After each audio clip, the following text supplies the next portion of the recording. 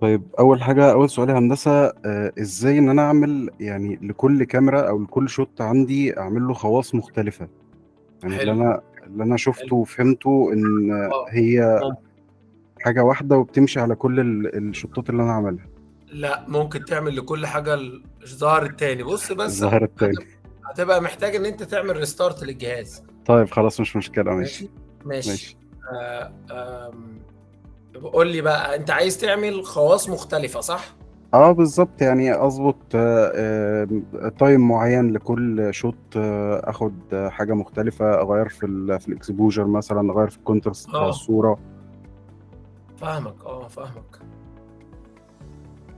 هل دي حاجه فاهمك. موجوده ولا انا بس؟ موجودة، موجودة وخلّيني هاشرحها لكم أنا، يعني أنا هاشرحها لكم. ماشي، قُل لي إيه سؤالك التاني؟ تمام. الحاجه التانية بالنسبه للفيديو معرفتش اظبط فيه التايم اوف داي. حضرتك كنت شرحت ان انت ممكن تمسك كل كاميرا وتظبط التايم اوف داي، بحيث ان انت وانت بتتحرك يبان ان اليوم بيتحرك معاك والشادو صح، بتتحرك. صح. ما وعملت عرفت فيديو بكده. ما انا عارف، بس انا يعني اختلاف الفيرجن بالضبط. انا ما عرفتش اظبطها. ماشي، هاقول لك عليها دلوقتي. ماشي، هاقول لك عليها. طيب قُل لي إيه تاني؟ ايه تاني؟ البلوكات. إمم. يعني البلوكات فيها مشكلة، انا محتاج بلوكات كتير، او محتاج طبعًا. ان تبقى في فرايتي اكتر من كده بالنسبة للبلوكات. هي طبعا السكيب عليه بلوكات احسن بكتير من اللي على الريفت، بس مش آه. عارف ممكن ننزله ازاي او منين. محتاج تجيب له اعرف بقى حاجة زي بلوكات تانية من برّه صح؟ بالظبط. كنت عامل فيديو على اليوتيوب باشرح فيه إزاي نقدر نجيب بلوكات من برّه، تمام.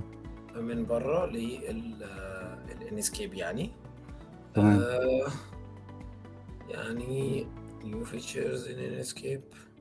كنت حضرتك قلت برضو ان احنا ممكن نجيب بلوكات بتاعت الماكس وندخلها في دي حقيقة، مش عارف دي دي حقيقة، حضرتك حاجة لسه هتشرحها ولا؟ دي حقيقة. سهلة، هي أصلًا ما أنت هتشوف دلوقتي من الموقع. يعني ثانية واحدة أهو، بس عايز أشوف. أهو في هندسة هو إعلانات. في باسورد عشان نعرف نعمل extract للفايل بتاع أنهي الانسكيب؟ 1، 2، 3، 4. اوكي، اصل انا قلت احاول دلوقتي على ما حضرتك تكمل شرح احاول اعمل extract وران للانسكيب، وهو عشان ماشي، لو في اي مشكلة ارجع اقول لحضرتك. أنا معاكِ طبعًا صح. اه أهو بُصّوا يا جماعة، أنا هابعت لكم اللينك أهو. ده فيديو باشرح فيه برضه. فين الmeeting؟ في الchat أهو. ده فيديو باشرح فيه إزاي تنزّلوا. هاعمل لكم حتى share أنا. أهو انا entire جيت screen. اصلا اعمل له run زي الفيديو اللي حضرتك كنت حاطه ده، آه. قال لي Windows cannot find مش عارفة ايه كده. ليه يعني؟ ليه معرفش. ابعتي لي screen shot كده بحيث إن أنا أشوف طيب. بُصّوا كده معايا. هنا ده الفيديو ده اللي أنا بعت لكم اللينك. كنت باقول إزاي ندخّل من مواقع من على النت، اللي هو free 3D models، اللي هو CG trader باين حاجة كده. ده موقع حلو جدًا برضه فيه البلوكات. هو أصلًا بلوكاته بلوكات ماكس، وإحنا بناخدها وننزّلها أهو. الموقع ده مش عارف الناس عارفاه والّا لأ، من أشهر المواقع يعني. طبعًا أنت معروف. أول ما تخش تروح معلّم على free، يعني ما ريّح نفسك عشان ما تقعدش تبُص على بلوكات جميلة وتحاول تيجي تنزّلها وفي الآخر ما تنزلش وما تعرفش. فأول ما تخش غمّض عينك وخش دوس على free هنا، وهتلاقيني بقى باشرح إزاي تدخّل الكنبة دي جوّه المشروع بتاعك. ده كده بيدخل على الانسكيب هندسة ولا بيدخل على الريفت ولا ايه؟ ده كده بيخش على الrevit وبيظهر في الإنسكيب. تمام. تمام؟ هو انا لازم وانا بسطبه احطه في السي؟ الأفضل طبعًا. اوكي. خلاص، ده كان طبعًا الإيه، يعني كنا بنعمل بقى إيه، بنشرح ازاي تعمل المود، وازاي تعمل الفيديوز، وازاي تغير في الالوان، وازاي تجيب الاضاءه بالشكل دوت. يعني برضو زي ورك شوب كده كانت مع مجموعه من الناس، فلو برضو حابين تتفرجوا عليها طبعا الموضوع هيبقى لطيف جدا يعني. طيب قولوا لي برضو ايه سؤالكم التاني. انا عقبال ما بفتح الانسكيب وبفتح الريفت. قول لي يا باشمهندس محمد، ايه سؤالك طيب التاني؟ بالنسبة بقى للساوند مثلا، ان انا عايز اضيف صوت على الفيديو، او زي اللوميون كده يا باشمهندس، يبقى صوت الشجر، صوت الرياح، صوت عصافير، مش عارف ايه الكلام ده كله. في حاجة موجودة زي كده ولا؟ في اظن ان في حاجه زي كده، في ساوند في الاخر ممكن لما نفتح اتكلم عنه يعني. كان في برضو اليو في دبليو ماب، اعتقد دي حاجة عاملة زي بتاعة ال 3 دي ماكس كده، ان انا اظبط اه اه الماتيريال. دي حقيقه، دي حقيقه. دي لسه جاية في فيديوز يعني، حضرتك هتشرحها لا ولا؟ مش هشرح اليو في دبليو ماب، لان هي مش يعني مش بالقوه ولا بالتكنيك بتاعت يعني هي ضعيفه شويه عن ال لسه ما عن اتطورتش. الماكس. لسه ما اتطورتش.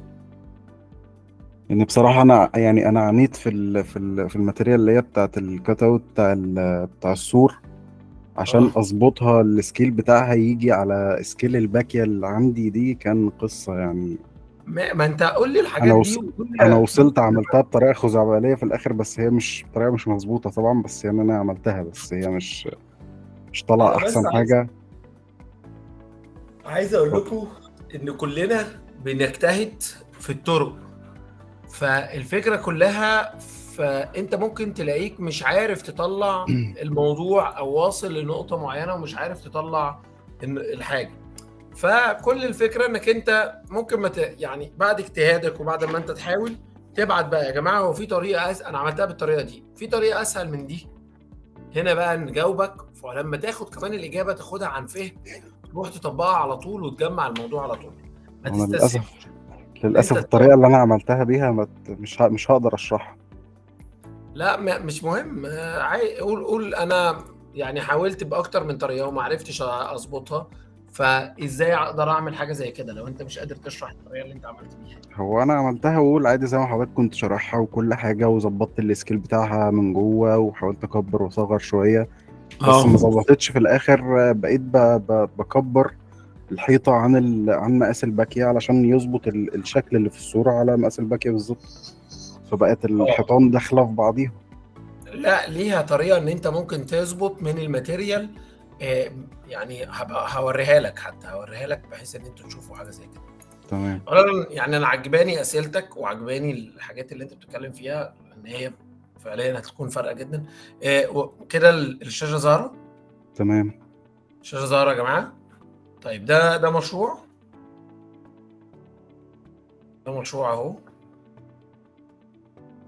يعني شبه خلصان يعني اهو. الابواب، الاوض من جوه متشطبه، في وزر زي ما احنا شايفين. هنخرج، ادي الشقه حضرتك. ريسبشن، بص اكننا في الحقيقه. تمام. ومع التشطيب بجد، مع التشطيب انت عارف انتوا لو فرشينه بقى ومشطب وبتلاقي ان الموضوع يعني مختلف يعني. بص تخش يبقى الموضوع مختلف تماما. ف تمسك بقى الايه الكام نقطه اللي الباشمهندس كان بيتكلم فيهم. اول حاجه وهي فكره ان انا لو عامل فيديو للمشروع، لو انا عامل فيديو للمشروع، ايه خلوني مثلا ادخل لكم ايه. لو انا عايز اعمل فيديو للمشروع، ازاي اغير التايم من كاميرا لكاميرا؟ خلاص ما كانش لازم نعمل ده، احنا اللودينج ده الموضوع بقى هيبقى صعب. ماشي طيب تعالوا ناخد الكاميرات بتاعتنا.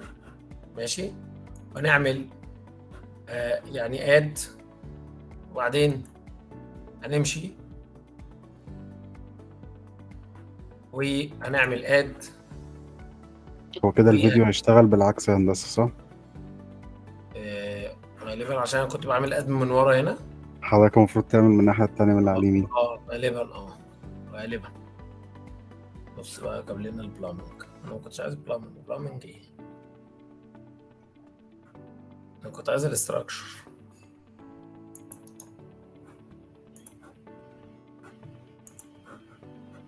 ماشي.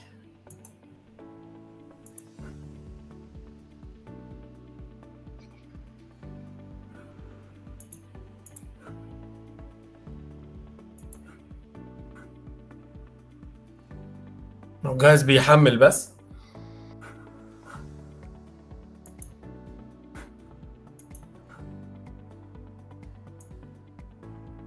بصوا المواسير.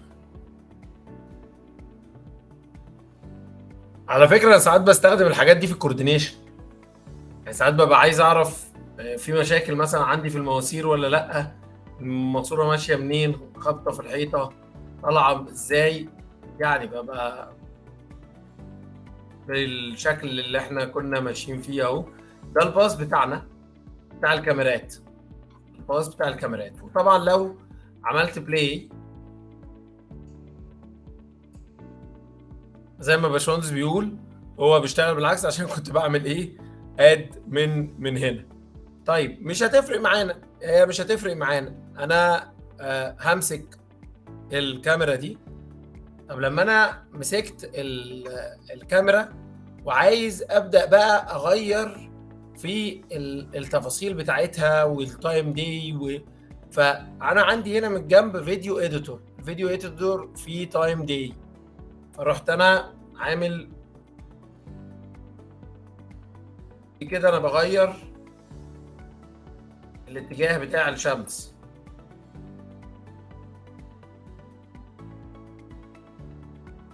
مثلا هخليه كده ايه، الساعة 6. تمام. واروح عامل ايه يا هندسة؟ تمام. ابديت. حلو. طيب. هروح على الكاميرا التانية، الشوط التاني، اقول له تايم اوف داي، وهروح مخليه 12، واروح قايل له ابديت. حلو. هروح على اخر واحد، اقول له تايم اوف ديت، اخليه مثلا 3، بس مش اي ام، بي ام. تمام. تمام. حلو. واقول له ابديت، بس ما تنساش بس الابديت دي اهم حاجه.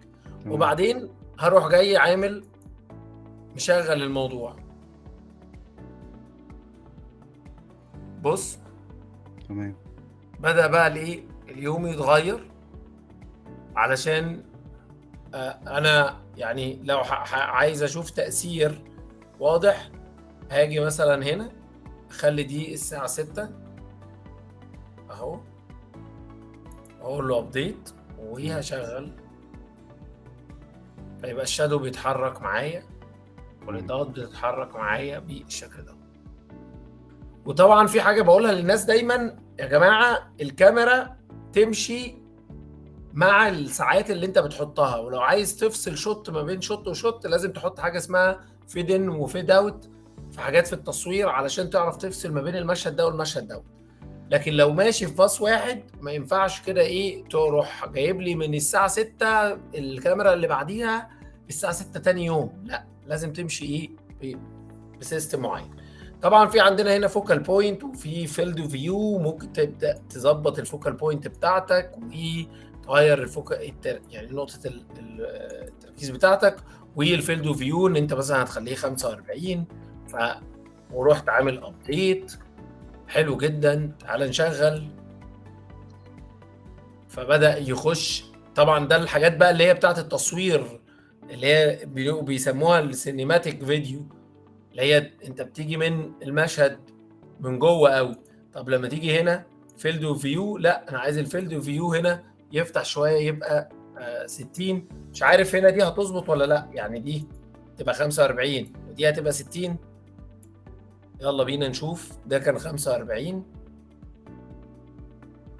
ممكن ما نحسش بيها قوي الصراحه. مم. يعني دي 45 ودي 60 ماشي، يعني ممكن تكون فتحت شويه. 90،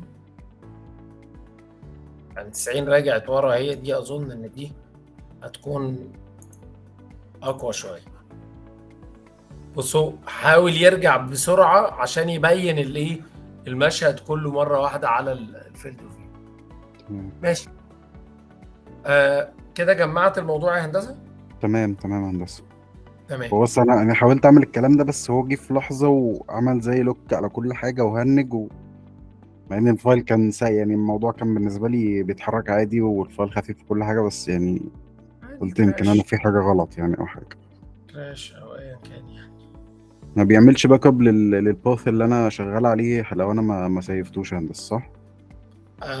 لا مش بيعمل، انت لو عايز بيتسيف الباص نفسه. اه، لكن يعني هو انت ما لو بيعملش عايز، باك اب لوحده لاخر حاجة انا شغال عليها. لا لا، انت لو عايزه بص، بص بقى في السيف بتاع الباص فين.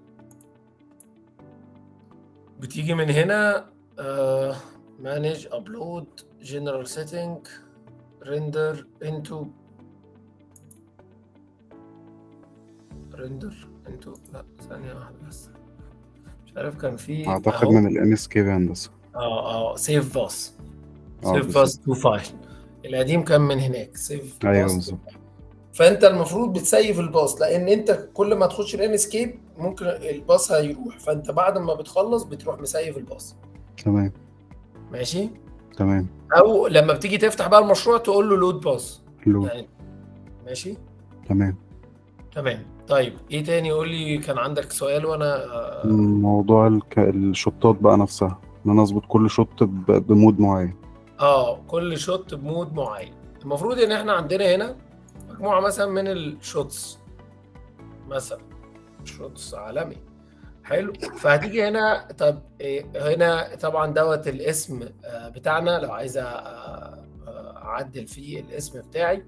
تمام. السيتنجز وتفاصيل الشوت. كان في واحدة كده بتخرج من جنب.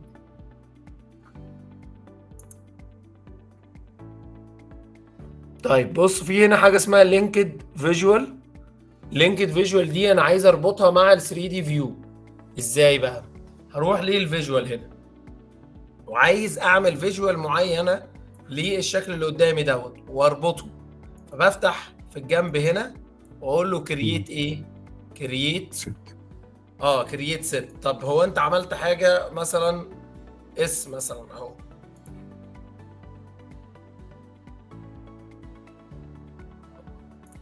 ماشي. طب ايه كاستم كرييت اهو. هندوس انتر بس. طيب مثلا دي اللي احنا كريتناها، تمام. ده وقفت فيها فيبقى اسمها مكتوب هنا. تمام. عدلت. مين يا جماعه عايز يخش اهو؟ فانا عدلت اهو. رحت بقى بص، انا دلوقتي عايز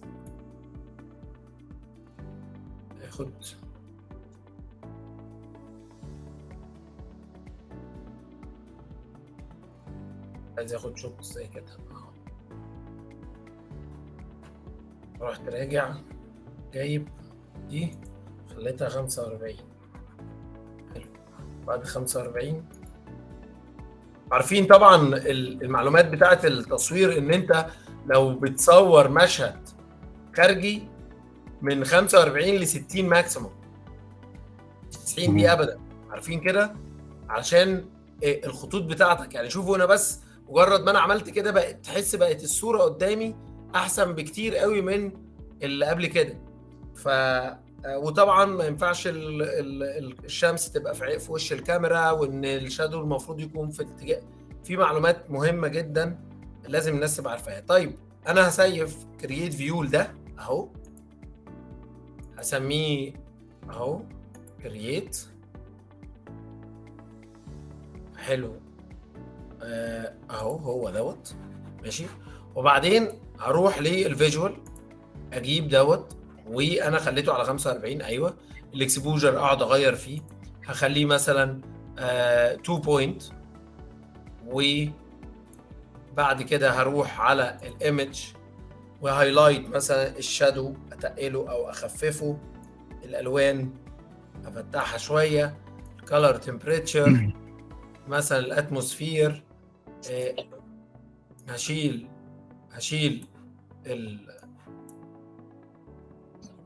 ماشي اوكي. السان برايتنس عليها شويه ومفيش فوج، وهروح للسكاي برضو اخفي خالص اهو. طيب بعد ما انا عملت كده هروح جاي قايل له دي خلاص هي دي اهي عندي. لو انا جيت كده وجيت كده اهو، جيت كده جيت كده. طيب عايز بقى اربط ده، يعني انا دلوقتي بص رحت مغير، شايف تمام. بص الدنيا أنا. رحت جاي باينه بقى في الايديت ورحت فاتح ده ورحت مختار دي، رحت قايل له سيف. حلو كده اتظبطت خلاص. كده اتظبطت. تمام.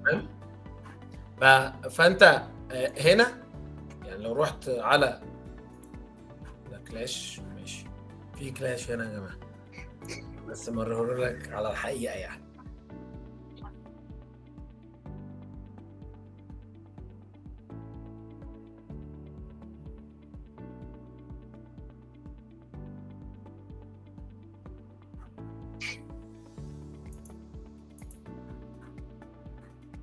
خلاص هنا طبعا دوت باضاءات وبمشهد، عايز تعمل برضو تروح رايح مثلا رابطه على الايه، على المشهد دوت، فيبقى خلاص بمجرد بقى انت دلوقتي لما تيجي تفتح دي وتيجي مثلا هنا وتعدل تمام.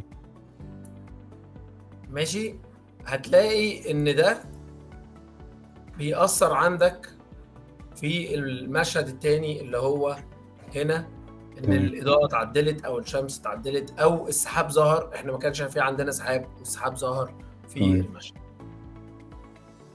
تمام كده. تمام يا هندسة. هو ماشي. الفيو بعد ما كريته لو انا عايز اعدل فيه اي حاجة في الزاوية بتاعته في الحركة، ما بتتعدلش؟ لازم اكري الفيو من اول وجديد ولا ينفع ان لا هو لا بص اهو، يعني انا مثلا طلعت فوق كده شويه. حلو. انت هنا كنت عايز الفيو دوت و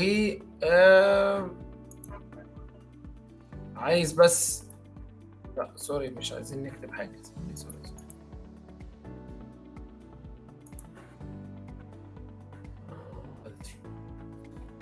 نرجع تاني اهو.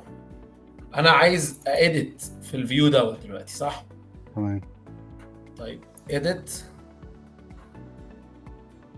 هرجع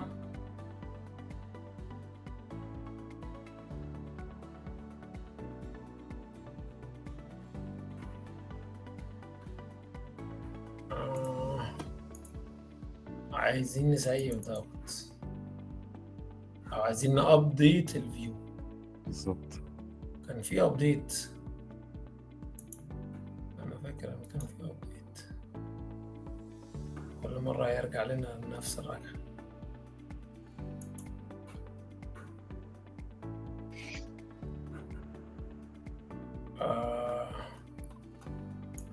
طيب يعني حتى لو كده ماشي، انا هروح جاي عامل واحد سيف، يبقى انا عندي القديم وطلعت واحد جديد. بالظبط. هو دي غالبا يعني بس انا فاكر ان كان في واحد في فيرجن اشتغلت عليه كان فيه ابديت.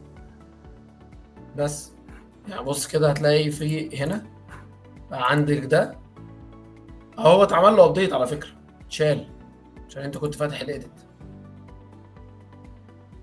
يعني افتح الايديت واعدل زي ما انا عايز وخلاص عادي هو كده سيف. وعدل وزود اسمه او عدل الاسم بتاعك، بس اكتب تمام. التاريخ بس. تمام.